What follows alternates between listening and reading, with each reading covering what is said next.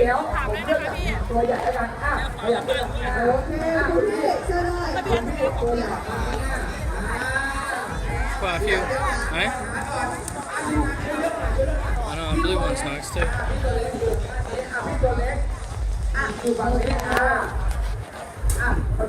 600,000 that. คุณพี่ดูฝั่งนี้เนี่ยสายคูสีนะคูสีนะนัดมาแล้วคุณพี่แยกสองฝั่งเลยอันนี้เกินมาหนึ่งค่ะคุณพี่อยู่ฝั่งนี้ครับผมคุณพี่ด้านหลังฝั่งนี้แจ้งตัวนะครับผม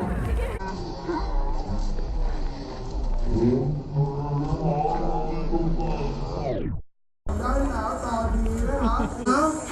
เพื่อความปลอดภัยนะใส่รองเท้าแตะเดี๋ยวรองเท้าขาดแล้วนะคุณพี่ระวังนะฮะเดี๋ยวรองเท้าขาดนะครับคุณพี่ขาคนที่ใส่รองเท้าแตะระวังรองเท้าขาดนะคะแต่ใส่เข้าไปมาจะดีมากเลยเอาละครับผมโอ้โหไม่รู้ว่าเลือกทีมให้ดีหรือเปล่านะแต่นี่คนตัวใหญ่อยู่ด้านหน้าเลยแบกรับทุกอย่างนี่พี่เขาคอยดูแลพี่ๆและที่อยู่ด้านหน้าด้วยข้างหลังไว้ให้เลยแผนไม่เหมือนกันแผนแต่ละทีมไม่เหมือนกันเราแข่ง2 ใน 3นะฮะแพ้มีโอกาสแก้ตัวนะครับผมบัตรกำไรมูลค่า 1,000 บาทจะเป็นของทีมไหนถ้าพร้อมแล้วจับเชือกครับผม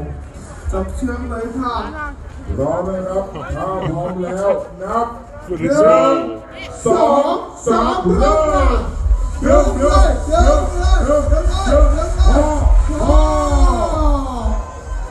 ไม่เป็นไรยังมีโอกาสแก้ตัวสลับฝั่งครับผมสลับฝั่งเลยค่ะสลับฝั่ง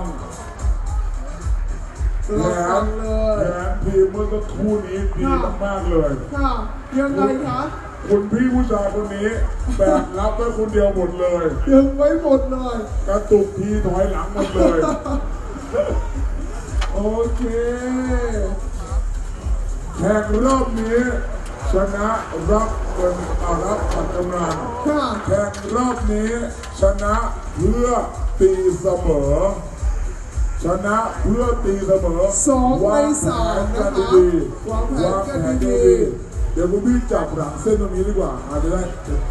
ตรงนี้ดีกว่ารัวตรงนี้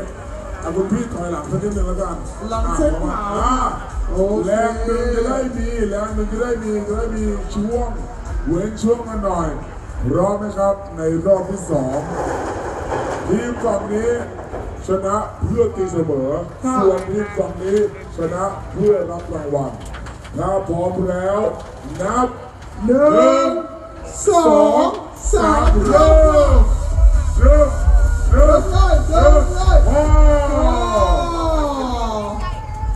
สู้ไม่ได้จริงๆเป็นแชมป์ไปเลยเรียนเชิญนะทุกท่านนะมาด้านหน้ากระดานตรงด้านนี้ครับผมโอ้โหผมจับทีมให้ถูกต้องหรือเปล่าก็ไม่รู้นะฮะโอ้โหดูเหมือนว่าพี่ครับคนเดียวที่จะลาก5 คนเลยเหรอ5 คนได้หมดเลยยืนตรงกลางเลยครับส่วนผู้ที่ไม่ชนะนะครับของรางวัลไปเลยนะเดี๋ยวทีมงานเอาของรางวัลมอบให้ด้วยเราจะมีกิจเซตรอบในนะสำหรับทีมที่ไม่ชนะไม่ต้องชนะอยู่ตรงกลางชนะอยู่ตรงกลางอยู่แพ้อยู่ข้างหลังแพ้เราก่อนโอเครางวัลในรอบนี้นะจะเป็นที่บริจาคมูลค่า 1,000 บาทนั่นเองค่ะชอบคันสีน้ำเงินขนาดน่ะชอบคันสีน้ำเงินขนาดน่ะสวยอ่ะเดี๋ยวดูมือให้ทีมงานเก็บให้นะครับดูมือเดี๋ยวทุกคนนะเดี๋ยวเรามารวมถ่ายรูปกันนะฮะเดี๋ยวมาขยับมาตรงกลาง About right for Thailand Road แรปเตอร์อยากได้ฟอร์ดแรปเตอร์อ่ะเจอแล้วไม่ชนะเดี๋ยวมานั่งด้านหน้าเลยฮะยกน้ำมนต์เดี๋ยวโค้ดมารวมกันไม่ต้องนั่งหรอกรวมกันย่อก็ได้เลยหารูปกันเหมือนนักฟุตบอลนะฮะเหมือนนักฟุตบอลพร้อมกล้องหน่อยถ่ายรูปกดไลค์ดูกระเป๋าก่อนนะครับผม